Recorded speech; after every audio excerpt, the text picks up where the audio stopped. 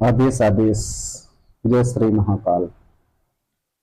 मैं योगी विक्रांत नाथ अभड़ अपने YouTube channel Bhairav कापालिक तंत्र में आप सभी का स्वागत करता हूँ। श्रीनाथ जी, गुरु जी, पीर जी को आदेश, सभी सिद्धों को आदेश, सभी गुरुओं को आदेश, सभी गुरु पीरों को आदेश। आज मैं आप लोगों के सामने एक अवघड़ साधना और सिद्धि के विषय में चर्चा करने जा रहा हूँ। अवघड़ साधना मतलब प्योरतः तामसिक साधना, और ये जो साधना है देवाधिदेव महादेव की है, और ये साधना बेहद ही उग्र है, बेहद ही उग्र है। मतलब मैं कह रहा हूं बेहद ही उग्र है। इस साधना को वही साधक कर सकता है जो निडर हो, निर्भय हो, गुरु के प्रति समर्पित हो, गुरु वचनों का पालन करने वाला हो, गुरु आज्ञा मानने वाला हो, गुरु अवज्ञा करने वाला नहीं हो, तभी वह इस साधना को संपन्न कर सकता है। यकीन मानिए आप, यह साधना करने के बाद तो छोटी मोटी चुड़ैल भूत पिशाच तो ऐसे ही आ जाते हैं, क्योंकि देवाधिदेव महादेव की साधना है, तो छोटी मोटी शक्तियों का आना तो स्वाभाविक बात है। पर अपना फोकस किस पर होना चाहिए? महादेव पर, जो देवों के देव महादेव। अगर उनकी कृपा मिल जाए तो फिर क्या कहने हैं। समझ गए मित्रों? तो इस साधना को वही भाई बहन करें जो निडर हो, निर्भय हो, क्योंकि इस साधना को करते समय बहुत सारी चीजें आती हैं। जिसने साधना की दुनिया में कुछ वक्त बिताया हो, और यह साधना पूर्णतः शमशानी है। घर पर आप इस साधना को संपन्न नहीं कर सकते, ये आप जान लो। यह साधना जो है शमशानी है, शमशान में ही आपको करना है। और यह साधना 2 दिन होती है, शनिवार के दिन और अमावस्या के दिन। समझ गए आप? पर साधना करने से पहले अपने गुरु से चर्चा और अपने गुरु से आदेश जरूर लेना चाहिए, क्योंकि ये साधना मुझे मेरे सतगुरुदेव भगवान ने दी थी। दी तो थी उन्होंने, पर मेरी हिम्मत नहीं पड़ी। मैं शमशान तो रोज जाता हूं, बैठता भी हूं, साधना भी करता हूं, पर मेरी हिम्मत नहीं हुई। फिर हमारे एक चाचा गुरु थे, रविंद्रनाथ जी, उन्होंने मुझे अपनी देख रेख में यह साधना कराई थी, और यकीन मानिए कि मुझे बहुत अच्छे रिजल्ट मिले थे। यह साधना मैंने 11 दिन की थी, और उनकी देख रेख में ही की थी, और उनकी ही सानिध्य में की थी। इस साधना को मैंने बनारस मणिकर्णिका शमशान में किया था। अब तो वो कैलाश गमन हो गया उनका, रविंद्रनाथ जी का। हंसते खेलते चले गए गुरु जी। उन्होंने मुझे अपनी देख रेख में ये अवघड़ साधना कराई थी। इसमें दो सबसे बड़ी बात है। छोटी मोटी शक्तियों से तो हम ऐसे ही कनेक्ट हो जाते हैं। दूसरी सबसे बड़ी बात, इसमें महादेव की असीम कृपा प्राप्त होती है। महादेव सम्मुख नहीं आते हैं, पर असीम कृपा प्राप्त होती है। यह साधना जो है रात्रि में 12 बजे से है। 12 बजे रात्रि से आपको यह साधना करनी है। अब साधना में आपको क्या ध्यान करना है?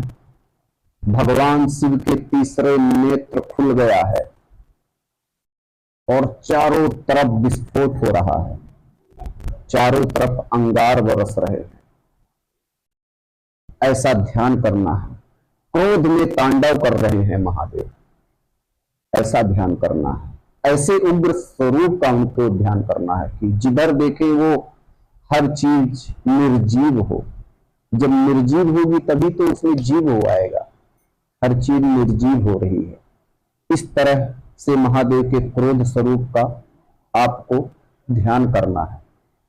और दूसरी सबसे बड़ी बात, जब आप ये साधना करो तो अपने आप में बिल्कुल कंट्रोल रखो। मतलब आपके अंदर क्रोध बहुत आएगा, क्रोध के साथ साथ तामस आपके अंदर बहुत आएगा, उग्रपना आपके अंदर बहुत आएगा, बेवजह आप किसी से विवाद कर लोगे। तो इसलिए जब भी आप ये साधना करो तो एकांत में रहकर करो, कम बोलो। दिन में तो मेरा यही मानना है कि दिन में आप बिल्कुल मत निकलो, सूर्य की किरण आपके ऊपर ना पड़े तो बहुत अच्छा है। जितना कम लोगों से मिलोगे उतना ही बढ़िया आपके साधना के रिजल्ट होंगे। समझ गए आप?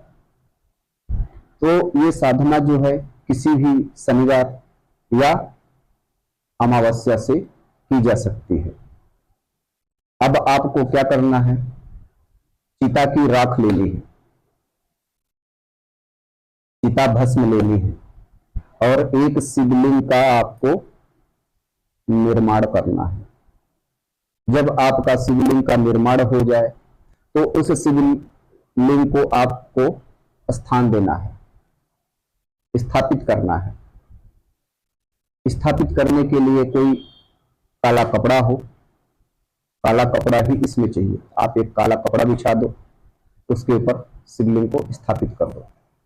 फिर शिवलिंग की सूक्ष्म पूजा, थोड़ा जल छिड़क दो, थोड़ी अक्षत छिड़क दो, कुमकुम लगा दो या तो तिलक लगा दो, फूल अर्पण कर दो।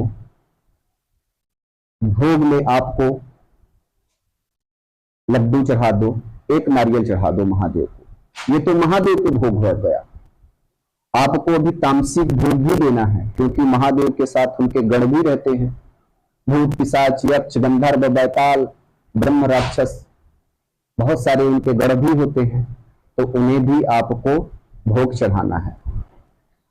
यह भोग आपको एक ही दिन चढ़ाना है और फिर लास्ट के दिन चढ़ाना है। बीच में सिर्फ आपको महादेव को बस वही पंचोचार पूजा और मीठे में भोग, मिठाई का भोग लगा देना है आपको।